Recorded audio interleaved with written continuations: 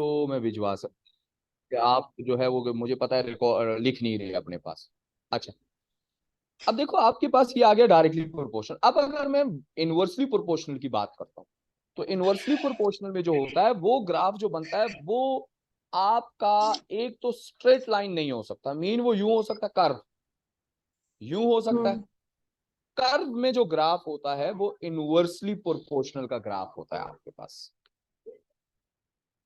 ठीक है, तो दोनों ग्राफ आपने रिकॉग्नाइज करने होते हैं कि ये डायरेक्टली की वैल्यूज हैं या इनवर्सली की। अच्छा, इसमें याद रखना ये एक एक्सिस होता है एक्स और एक होता है वाई।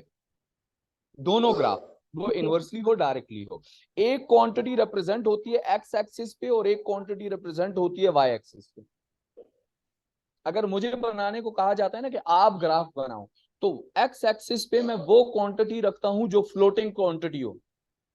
जैसे टाइम है, टाइम रुकता जी। नहीं है, तो मैं ज्यादातर टाइम को एक्स एक्सिस पे रखता हूं, वाई एक्सिस पे मैं टाइम को कभी नहीं रखता।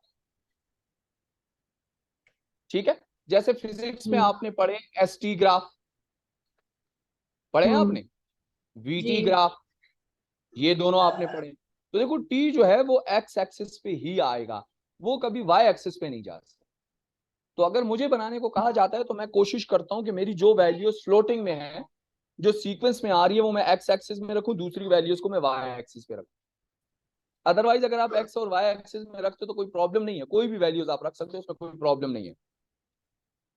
ठीक है, लेकिन जो ग्राफ बनता है सिर्फ ये होता है कि अगर एक्स की वैल्यू वाई और वाई की वैल्यू एक्स आ जाए, तो अगर कर्व पहले यूं बना हुआ है इस डायरेक्शन में, तो कर्व फिर यूं बन जाएगा इस डायरेक्शन में। बस फर्क ये होगा पहले इंक्रीजिंग और डिक्रीजिंग का। हम्म। अच्छा, अब हमें कैसे पता चलता है कि जो कर्व बना हुआ है ये इंक्रीजिंग है या डिक्रीजिंग है? उसका बहुत ही सिंपल सा सोल्यूशन है। अपने देखो दोनों हाथ को सर्कल यानी गोलदारा बना के क्लोज कर दो, दोनों हाथों को, दोनों हाथों को मिलाओ, यानी जैसे हम ताली बजाते हैं ना, वैसे नहीं, जी। दोनों की उंगलियां और हथेली मिला दो, एंड वाली। जी। देखो सर्कल बन गया, जी। सर्कल। हाथों को अलग कर लो, जी। अलग कर दिया, यानी आपके पास क्या बन गया, देखो पहले यू सर्कल बन गया, ये वन हैंड हो गया, ये सेकंड हैंड हो गया। अब दोनों को मैंने अलग कर लिया, तो मेरे पास एक यूं आ गया और दूसरा हाथ यूं आ गया, यही आ गया आपके पास हाथ। जी। अब जरा गौर से देखो, ये वाला हाथ जो है ये कौन सा है, ये कौन सा हाथ है? राइट। ये लेफ्ट हैंड बन रहा है बेटा। ये वाला कर्व लेफ्ट हैंड बन रहा है ना, लेफ्ट हाथ अच्छा। बन रहा है, बन रहा है। लेफ्ट। जी। लेफ्ट हाथ, अगर ये वाला हाथ मैं यहां पर रखूं, देखो इस कर्व के ऊपर रखूं, तो ये वाली पार्ट जो है ये यहां आ रहा है, जी। क्या यहां आ रहा है, इस वाले कर्व पे आ रहा है? नहीं। नहीं, इसका मतलब है ये वाला पार्ट जो है वो यहां आ रहा है इस हाथ पे। तो अगर लेट सपोज मेरे पास कर्व यूं हो जाए, ये ऊपर से यूं नीचे, तो इसमें देखो ये हम्म। नीचे वाला पार्ट आ रहा है। नहीं। तो जब भी कर्व आपका लेफ्ट हैंड पे बनता है, किस पे बनता है? Left hand. वो ये वाला कर्व हो, एक मिनट में ये कलर चेंज कर दूं ताकि आपको पता चल जाए, यानी ये वाला कर्व हो या ये वाला कर्व हो, तो ये दोनों लेफ्ट हैंड पे बन रहे हैं। तो जो कर्व लेफ्ट हैंड पे बनता है उसको हम कहते हैं डिक्रीजिंग कर्व, डिक्रीजिंग कर्व। अब जो कर्व है ये किस चीज को शो करता है? ग्रेडियंट को करता है, वो बाद में समझाऊंगा। बट कर्व जो शो करता है वो ग्रेडियंट को करता है, यानी ये जो ग्राफ की लाइन है ये ग्रेडियंट को शो करती है, वो स्ट्रेट लाइन हो, कर्व हो, किसी तरीके से भी, वो बाद में जरा डिस्कस करेंगे। तो इसका मतलब है जो लेफ्ट हैंड पे मेरा कर्व बनेगा वो डिक्रीजिंग कर्व है, और जो हम्म। कर्व राइट हैंड पे बनेगा वो ये वाला कर्व भी है देखो, और ये वाला कर्व भी है। ठीक हो गया, तो ये दोनों कर्व जो है राइट हैंड पे बन रहे हैं, तो राइट हैंड पे जो कर्व बनता है उसको हम कहते हैं इंक्रीजिंग कर्व, यानी जी। उसमें जो ग्रेडियंट है, जो वैल्यूज है वो इंक्रीज हो रही है, और जो लेफ्ट हैंड पे बन रही है उसमें वैल्यूज डिक्रीज हो रही है। जी। तो आपने माइंड में ये रखा है, सपोज आपकी वैल्यू एक्स एक्सिस की जो वैल्यू है और वाई एक्सिस की जो वैल्यू, तो वाई एक्सिस इंक्रीज हो रही है और एक्स एक्सिस की वैल्यू डिक्रीज हो रही है, डिक्रीज। तो उसको ऊपर जाना चाहिए। तो उसमें हम क्या कर, ये कर्व बनता है हमारे पास, जब y इंक्रीज हो x डिक्रीज हो तो ये कर्व बनना चाहिए डिक्रीजिंग का। अब अगर मैंने क्या कर दिया, x को ऐसा पॉइंट रख दिया जो इंक्रीज हो रही है और y को ऐसा पॉइंट रख दिया जो डिक्रीज हो रही है, तो मेरा ये कर्व बनना चाहिए इंक्रीजिंग। ठीक हो गया, यानी कर्व का जो दारोमदार होता है इनवर्सली प्रोपोर्शनल में वो एक्स एक्सिस पे होता है। अगर एक्स एक्सिस की वैल्यू डिक्रीज हो रही है तो डिक्रीजिंग कर्व बनता है, अगर एक्स एक्सिस की वैल्यू इंक्रीज हो रही है तो इंक्रीजिंग कर्व बनता है। क्लियर होगी बात? जी। अच्छा, अब आते हैं हम थोड़ा सा अपने इंक्रीजिंग और डिक्रीजिंग सिचुएशंस पे कि क्या लिखा जाता है। सिंपल वे में अगर आपका वेरिएशंस आता है ना तो आपसे लिखते हैं, आपको कहा जाता है कि एक्स, ये एक छोटा सा क्वेश्चन मैं रीड आउट कर रहा हूं, जरा गौर से सुनना। क्वेश्चन उन्होंने ये कहा गया होगा, some time if y is directly proportional to x, सिर्फ इतने तक समझा रहा हूं। इस स्टेटमेंट का मतलब क्या है? इस स्टेटमेंट होता है y is directly, तो डायरेक्टली का साइन होता है, प्रोपोर्शनलिटी का साइन होता है ये हम प्रोपोर्शनलिटी का साइन लगाते हैं। y is directly proportional to the x है तो बस यहां डायरेक्ट x लिख देते हैं। अगर ये होता एक्स स्क्वेयर तो मैं यहां लिखता एक्स स्क्वेयर, इस जगह एक्स की जगह मैं लिखता एक्स स्क्वेयर। अगर ये होता एक्स क्यूब तो मैं यहां लिखता एक्स क्यूब। अगर ये होता एक्स 2x तो मैं यहां लिखता 2x।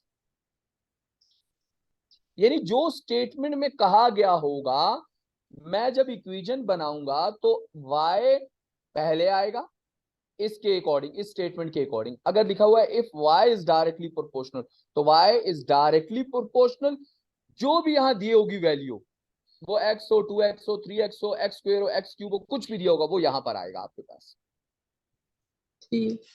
अच्छा, अब अगर स्टेटमेंट यूं हो जाए, if x is inversely proportional to y, तो अब यहां x पहले लिखा हुआ है तो x आ जाएगा। अब इनवर्सली लिखा हुआ है तो इनवर्सली जो होता है, यहां जो भी साइन होगा, जो भी वैल्यू होगी, किस जगह पर, इस जगह पर टू, जिस टू के बाद जो भी वैल्यू होगी उसको हम 1 अपॉन में लिख देंगे। यानी यहां मैं लिखूंगा सेम वही साइन प्रोपोर्शनैलिटी, लेकिन जो यहां वैल्यू होगी वो 1 अपॉन में आ जाएगी। तो y है तो 1 अपॉन y। तो इनवर्सली प्रोपोर्शनल में हम यहाँ वन पे अपॉन y, यहाँ पे हाँ, y की जगह कोई वैल्यू नहीं हो सकती। नहीं मैं अभी वैल्यूज पे नहीं गया, वैल्यू भी हो सकती है, मैं ये नहीं कह रहा कि नहीं हो सकती, लेकिन क्योंकि जब इस रिलेशन दिए जाते हैं तो दो वेरिएबल दिए जाते हैं। जैसे x एक वेरिएबल है तो दूसरा एक वेरिएबल 100 आउट ऑफ 100% होगा, उसकी वैल्यूज बाद में दी जाएंगी कि भाई इसकी वैल्यू ये है, इसकी वैल्यू ये है, इन दोनों को कैलकुलेट करो, वो एक अलग सिचुएशन। इस टाइम मैं सिर्फ इक्वेशन बनाना बता रहा हूं कि इक्वेशन हम कैसे बनाएंगे। यानी अगर डायरेक्टली प्रोपोर्शनल की है तो हम directly y is directly proportional to the x लिख देंगे, बात खत्म। यानी उसमें अपॉन नहीं आता। लेकिन अगर इनवर्सली प्रोपोर्शनल है तो जैसे यहां लिखा हुआ है x is inversely proportional to the y, तो मैंने y को लिखा 1 अपॉन y, मैंने y नहीं लिखा। इनवर्सली प्रोपोर्शनल में जो भी प्रोपोर्शनैलिटी होगी वो 1 अपॉन में आएगी, यानी वो रेसिप्रोकल बनती है। जी। क्लियर हो गई बात? जी। अच्छा, अब अगर यही चीज मेरे पास, ये क्वेश्चन मैं अब कंप्लीट कर रहा हूं, ठीक है। अब वो आपसे कह रहे हैं कि if y is directly proportional to x, फिर उसके बाद स्टेटमेंट दी जाती है and y is equals to 12 when x equals to 4. Find y when x is equals to 8 and find x when y is equals to 21. दो conditions दे दी गई है। Condition number 1 दी गई है आपके पास कि भाई x अगर 8 है तो y की वैल्यू निकालो, क्या आएगी। कंडीशन नंबर 2, अगर y 21 है तो x की वैल्यू निकालो, क्या आएगी। ठीक हो गया। अब उन्होंने स्टेटमेंट दी हुई है y is directly proportional to the x। सबसे पहले इसकी इक्वेशन बनेगी, वो कुछ भी हो जाए। तो जब क्वेश्चन दिया जाता है तो सबसे पहला क्वेश्चन ही ये होता है, मेक द इक्वेशन या राइट डाउन द इक्वेशन। तो इसमें इक्वेशन बनेगी, तो इक्वेशन क्या बन जाएगी इसकी स्टेटमेंट के according, y is directly proportional to the x। अब हमेशा के लिए याद रखना बच्चा, ये जो है ना ये प्रोपोर्शनलिटी है। इसको जब भी हटाया जाता है तो दो चीजें लगती हैं, एक इक्वल, दूसरा कांस्टेंट। अब वो कांस्टेंट हर एक इक्वेशन के लिए अलग अलग होता है। इस एक इक्वेशन में कांस्टेंट जो आ गया इस पूरे क्वेश्चन के लिए वही चलेगा। क्लियर हो गया। अब मैं प्रोपोर्शनलिटी को रिड्यूस करूंगा क्योंकि ये इक्वेशन अभी नहीं है, मुझे इक्वेशन बनानी है। तो y प्रोपोर्शनलिटी को रिड्यूस किया तो इक्वल्स टू कांस्टेंट लग गया and x as it is x आ गया, उसको मैंने चेंज नहीं किया। तो कांस्टेंट की जगह हम k भी लिख सकते हैं, y is equals to k x। Clear हो गया। अब k की वैल्यू तो मेरे पास है नहीं, लेकिन मेरे पास फर्स्ट स्टेटमेंट में y और x की दोनों वैल्यूज हैं। जी। तो मैं y और x की वैल्यू इसमें पुट करके k की वैल्यू निकालूंगा। तो y है 12, हमें तो y है 12। हमें कांस्टेंट फाइंड करना है। हाँ, सबसे पहले कांस्टेंट निकलेगा तब यही इक्वेशन इसमें वेरीफाई हो सकेगी ना दूसरे पार्ट्स में। जी। जब तक एक वैल्यू नहीं आएगी तो मैं ये इसमें देखो एक वैल्यू है, यानी यहां मेरे पास क्या है, x की वैल्यू 8 है, y निकालना है। तो अगर y निकालना है तो y इस इक्वेशन से मैं निकालूंगा, तो इसमें y की वैल्यू निकालनी है, k x की वैल्यू है तो k कहाँ है, तो सबसे पहले मुझे k निकालना पड़ेगा। अच्छा। ठीक हो गया। तो यहां मैंने y की जगह लिख दी, ये जो क्वेश्चन के अंदर ही दो वैल्यूज दी हुई हैं उससे मैं k निकालूंगा। तो y की वैल्यू 12, तो मैंने 12 पुट कर दी। k की वैल्यू मेरे पास नहीं है तो मैंने k लिख दिया। x की वैल्यू 4 है तो मैंने 4 पुट कर दी। अब ये 4 यहां मल्टीप्लाई करो, इधर जाके क्या हो जाएगा, डिवाइड। तो यहां पर आ जाएगा 12 divide by 4 is equal to k। तो 4 1 जा 4 3 जा, k की वैल्यू आपके पास आ गई 3। जी। यानी अब जो इक्वेशन बन गई वो बन गई y is equals to K X. तो y is equals to k की जगह k की वैल्यू कितनी है 3, तो 3x। ये अब आपके पास इक्वेशन बन गई, इट्स कॉल्ड इक्वेशन। अब आप इस क्वेश्चन में जो भी आपने वैल्यू फाइंड आउट करनी है आप ये वाली इक्वेशन लगाओगे। जी। ठीक हो गया।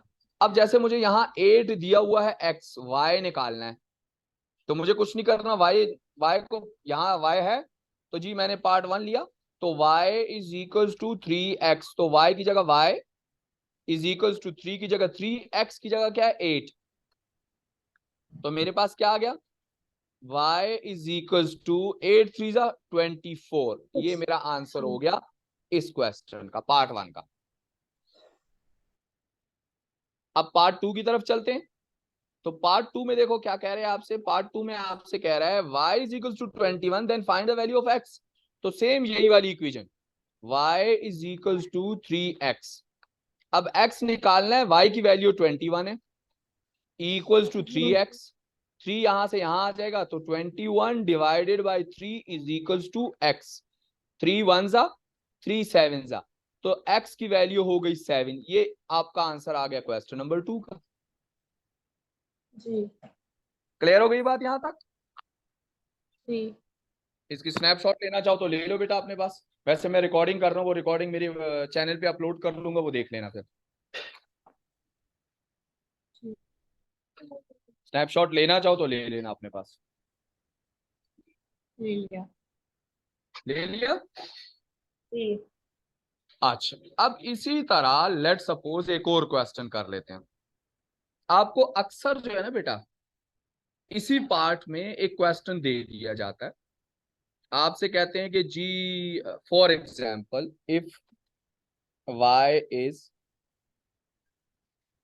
Directly proportional to x and y is equals to 10 when x is equals to 2। देखो एक कंडीशन उन्होंने दे दिया। कंडीशन क्या है? कंडीशन ये है कि y 10 होगा तो x 2 होगा, इस थ्रू कि y is directly proportional to x। ये उन्होंने बता दिया आपको। ठीक हो गया? ये उन्होंने आपको बता दिया। डन होगी बात।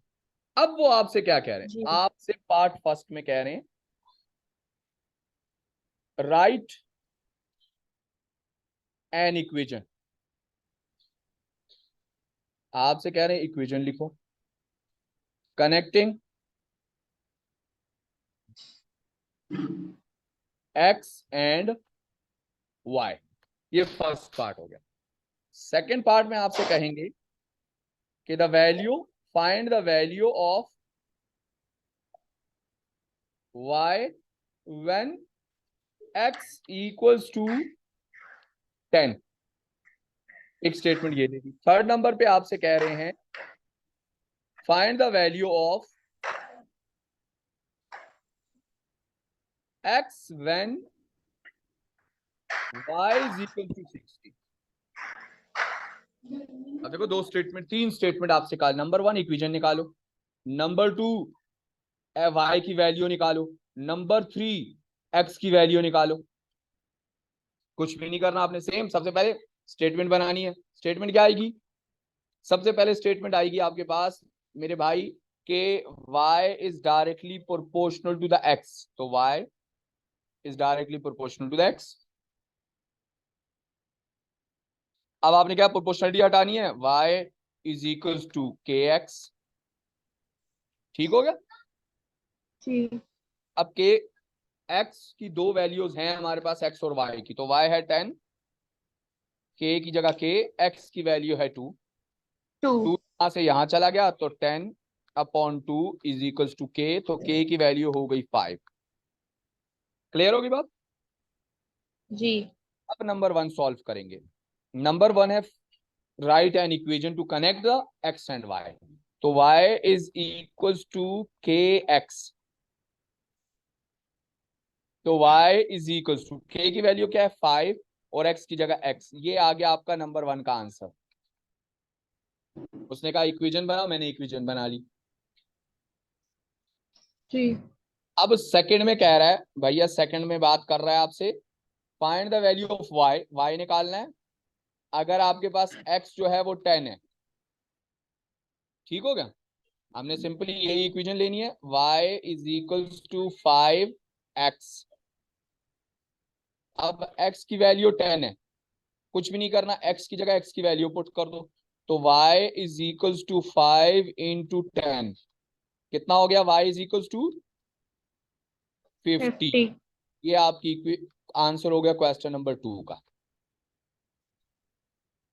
ठीक हो गया? अब जी। क्वेश्चन नंबर 3 में आपसे कह रहे हैं, पार्ट 3 में आपसे कह रहे हैं कि जनाब find the value of x निकालो if y is equal to 60।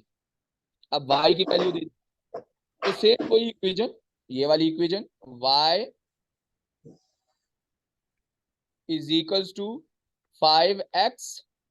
अब y की वैल्यू 60 है तो 60 पुट करो 5 की जगह 5। x की वैल्यू नहीं है तो x की जगह x पुट करो।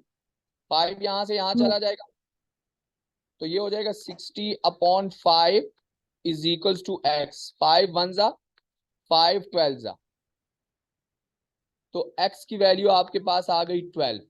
तो ये आपका आंसर हो गया थर्ड का। जी। क्लियर हो गई बात?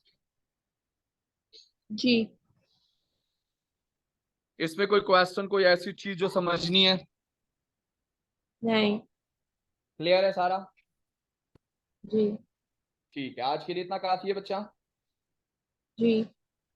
ठीक है, इंशाल्लाह we meet in the next class on Monday, और उसको फिर हम